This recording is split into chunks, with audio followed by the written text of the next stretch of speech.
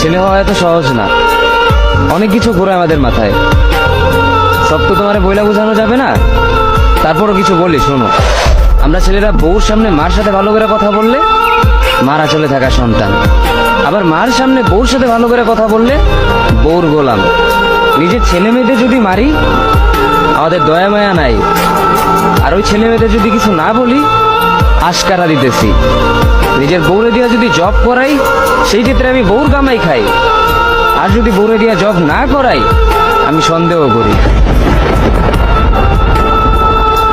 সারাদিন ঘরের বাইরে থাকলে আমরা বাদাইম্মা, আর যদি ঘরের ভিতরে থাকি তাহলে বেকার, কাজ কাম নাই। আর এই তোমাদের মেয়েদের গায়ে যদি আমরা ভুলেও টাচ করি না আমরা নির্যাতক, আর যদি তোমরা মেয়েরা আমাদের গায়ে হাত তুলো আমরা কাপুরুষ। আর একটা ছেলে কি বা করে পুরা লাইফে নিজের জন্য? মার ওষুধের থেকে শুরু করে বউ বাচ্চার প্রত্যেকটা সব পালন করার দায়িত্ব একটা পুরুষের। কিন্তু কি লাভ এত কিছু কইরা?